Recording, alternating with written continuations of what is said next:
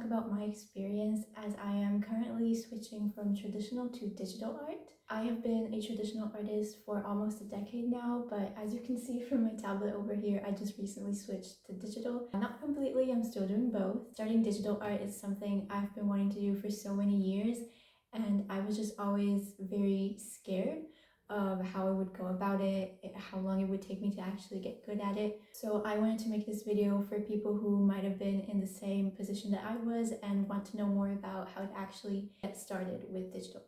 So the first thing I want to say is something that took me a long time to realize, and I don't even really know why, but it's that you don't need to make a choice where you're either always a traditional artist or just a digital artist. You can do both. Even if you want to do it as a job, you can have a career in digital art and then do traditional as a hobby. So when you're like buying your first tablet or something, you don't have to feel as if that's the end of your journey as a traditional artist. You can absolutely do both. But now going on to the more practical things, I'll talk a bit about the tablet that I got and actually like how I set it up, because seeing people on social media that do digital art, it seems to me as if everyone was just like born a digital artist and no one really talks about the basics of how someone who has always done traditional can make the switch.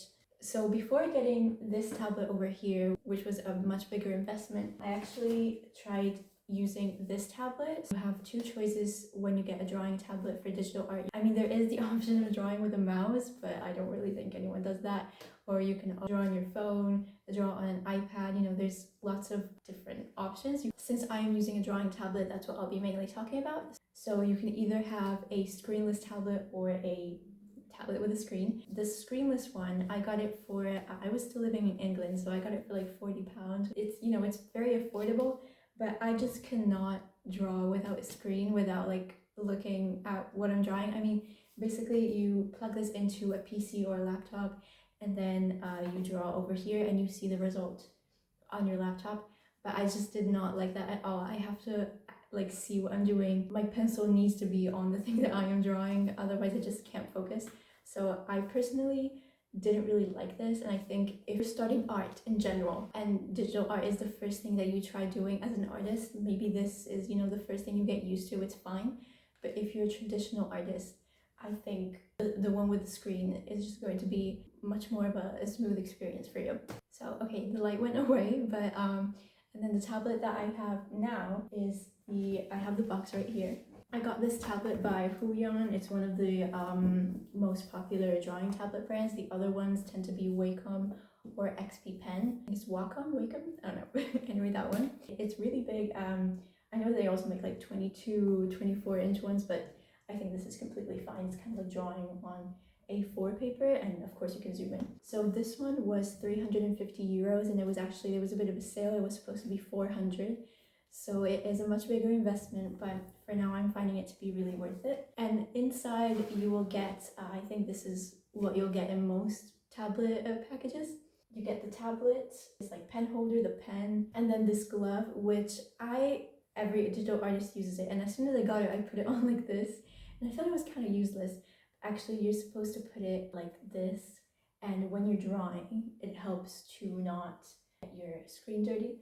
But if you do get your screen dirty, you also have this thing over here. So I do that like all the time, like 3 times a day. I'm cleaning the screen for no reason. And then I also got these stickers, which I don't know what they're for.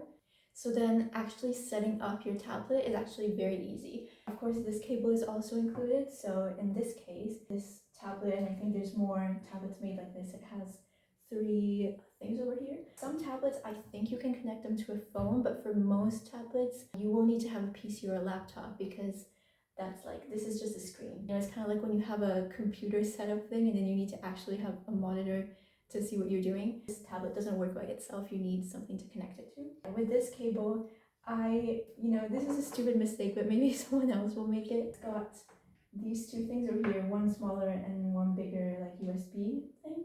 And I only plugged one in. I thought it was like a choice, like you can choose which one to use based on your computer, but no, you have to plug both of them in and then into the tablet, and you just click on here and there you go, it starts. The setup is very easy. You just plug it in and then you download the Huion app or whatever brand you're using onto your laptop, onto your device. Oh, and then it also comes with a stand, so you need it to be a little upright to work with it. So that is the setup, and I think as someone who isn't like a pro and technological stuff, it is very, very easy to set up. So next is the softwares that you can use, and I'm going to talk about a few different softwares based on what you want to do. I am currently using Clip Studio Paint. I got 3 months for free, and then I think it's going to be like €8 per month. It changes depending on the settings that you use, I don't know, but it is very affordable compared to other softwares.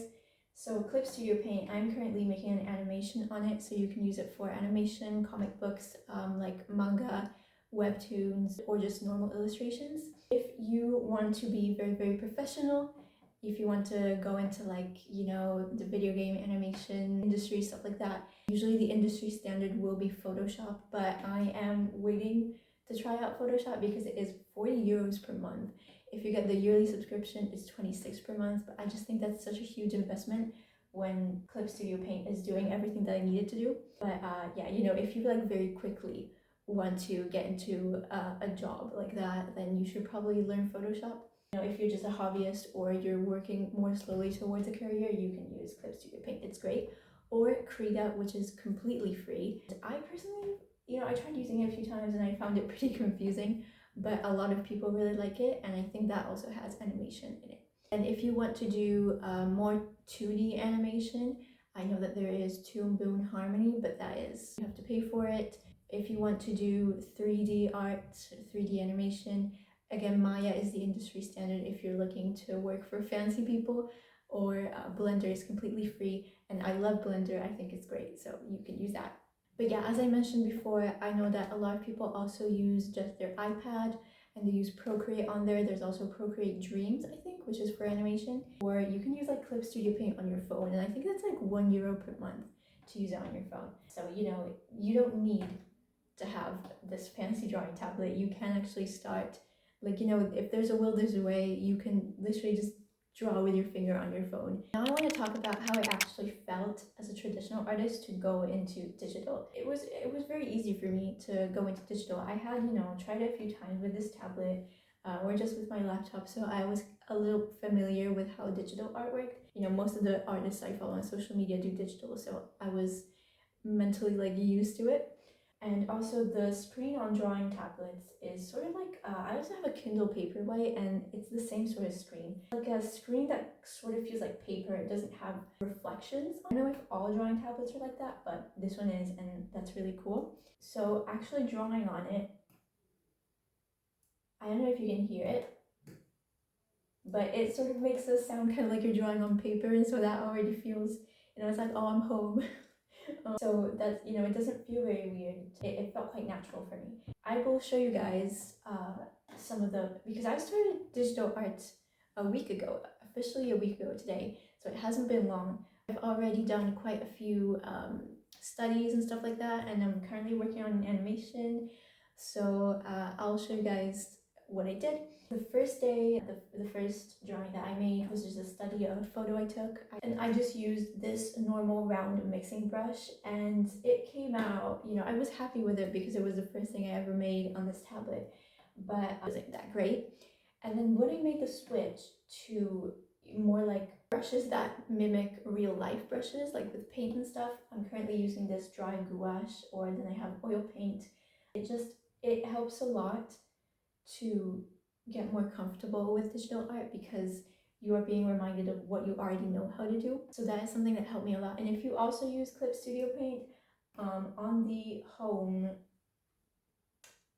thing, all of these people like post their custom brushes and stuff like that. There's also some tutorials on how to draw things. You can download a lot of brushes. Here you can go pens and brushes. And there's so many people just posting their brushes for you to use, and that's super helpful. So you can find, you know, there's this one for like clouds, watercolor. You can find what you're most comfortable with based on what you already know, and I think that helps a lot. So yeah, digital art, in my opinion, is not as scary as I thought it would be. The only regret I have is that I didn't start earlier. If it's something that you really want to do, I think it's great, and it's a great skill to have if you're an artist. The important thing is don't get demotivated, even if you don't like, you know, the first few drawings that you make on a digital software, just make more. You know, if you feel bad while drawing because you feel bad that it's not looking how you want it to look, draw while feeling bad, you know, like just ignore the feeling and keep practicing because it is worth it in the end. Yeah, you just need to practice a lot, really. If you're already good at traditional art, you will get good here very quickly. And if you're not good at traditional art, you can just improve on whichever medium you prefer. So I hope that was helpful, and if you guys have any more questions about starting out on digital art, or if there's anything I missed, please let me know and I'll always reply to all of your comments. Thank you so much for watching, and I'll see you in my next video.